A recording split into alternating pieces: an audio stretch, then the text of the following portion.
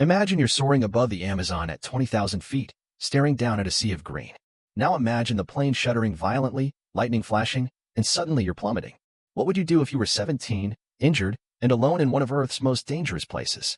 Today, you'll hear the true story of Julianne Koepke, who survived a 10,000-foot fall into the Amazon, then trekked through the jungle for 11 days before being rescued. By the end, you'll see how instincts learned long before that flight became her lifeline. Stay with me. Julianne grew up in Lima, Peru, the daughter of zoologists who studied Amazon wildlife. Her playground was rivers and rainforest edges. Every day was a lesson in survival. She learned to fish with improvised spears, identify poisonous frogs, and read animal tracks. But nothing prepared her for boarding Lanza Flight 508 on December 24, 1971, a routine trip from Lima to Pucallpa that would shatter her world.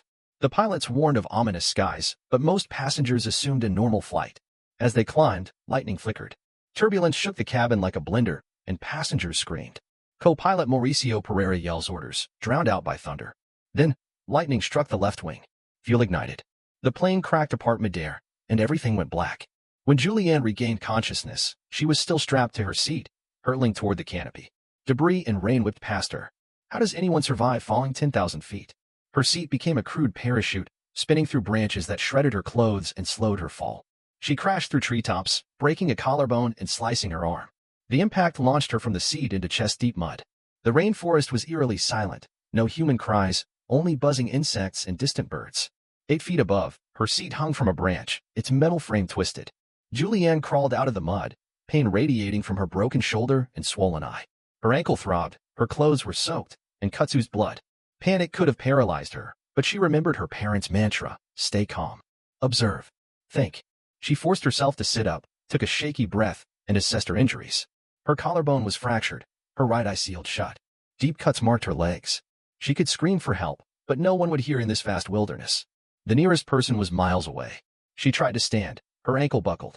The crash site was too dense to signal rescue easily. Instead, she focused on water, shelter, and first aid. Crawling to a narrow stream, she slurped water without hesitating over parasites.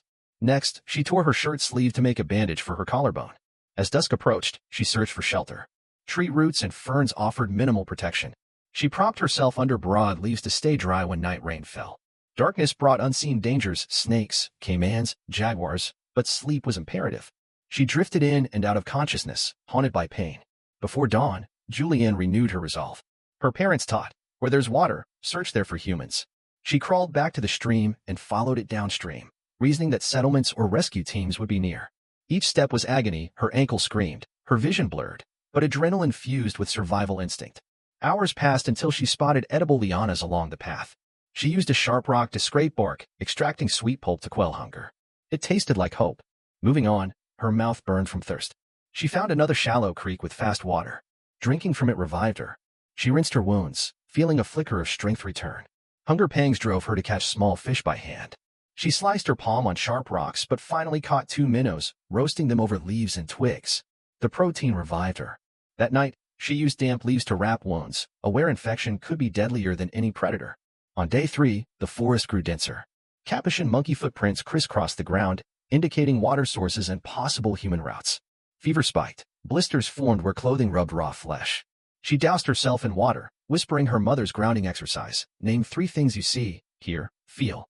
That mindfulness tethered her to reality despite raging fever. Day 4 brought her to the wreckage site. Shards of aluminum and a mangled suitcase lay half buried by the riverbank. Her heart soared. Rescue must be close. She screamed, voice hoarse, yet no one responded. Only vultures circled overhead. Realization crashed in. No one had found this part of the rainforest. Her parents, aboard the same flight, were gone. Tears blurred her search for faces in the foliage. Still, she channeled grief into resolve. Stopping would kill her. By day 5, pain was constant. She stepped on a submerged stingray in a shallow pool. Its venom flared through her foot. She wrapped the wound with a vine bandage and hopped on one leg to a safer spot. She found deeper water and washed out the venom, immune to shock. That night, delirium hovered, shadows morphed into faces, thunder rumbled whispers. She repeated, keep moving forward. Hunger clawed at her. She gnawed wild berries, cautious of poisonous lookalikes. She found a reliable patch of tart berries she learned to identify as safe. Each bite meant hours of lucid thought. She napped under a fallen ceiba tree, whose buttress roots provided minimal flood protection. On day 6, her ankle swelled grotesquely. She found a straight branch and bound it to her leg with vines, creating a crude splint. Pain and fever left her delirious, but she forced small gulps of water and berry mash. High in the canopy, howler monkey's guttural calls reminded her she wasn't alone in this labyrinth. Day 7, she discovered a narrow animal trail, likely carved by indigenous people or large wildlife. Animal trails meant proximity to water and humans. She followed it, shafts of sunlight flickering through leaves guiding her path. By day 8, she faced her darkest moment. Fever raged, and she collapsed by the riverbank, whispers of "just let go" pricking her mind. She thought of her parents. Use every skill we taught you. Scrambling to her feet, she found vines oozing sap that soothed burns and stings. That small relief fueled her spirit. If she still felt pain, she could still fight. On day 9, she navigated by landmarks, a jagged rock that looked like a crooked tooth, a split trunk. She marked each tree with knife cuts, no turning in circles. Every landmark was a lifeline, directing her downstream. On day 10, she reached a wide river, signaling a major tributary. Settlements formed along larger waterways. She squeezed through reeds into clearer water, avoiding piranha-infested shallows. Hunger drove her to fish with her improvised line, a shoelace tied to a thin metal hook. She roasted fish on hot stones warmed by morning sun. Each bite fueled her onward. Night 10 was brutal. Fever spiked. Shivering under damp leaves, she heard jaguar roars and frog choruses. She clung to consciousness, willing herself to live until sunrise. On day 11, dawn's gray light filtered through branches when she heard a faint whistle. At first, she thought it was the wind, but a man's whistle in the Amazon is unmistakable. Summoning the last of her strength, she staggered toward it. The trees opened to a small clearing. There, Dagoberto, a local woodcutter with an axe over his shoulder, stared as a skeletal figure emerged. He rushed to her side. Julianne whispered, "Play Lima," and collapsed onto his shoulder. Dagoberto carried her to his canoe and paddled hours to the nearest village. Word reached medical teams waiting in a crude clinic. Doctors found Julianne emaciated, covered in cuts, stings, and infections, but alive. She nodded when they asked if she remembered the crash. She would survive. Her training had been her salvation. Water where rivers flowed, edible vines, improvised bandages, and plant-based poultices.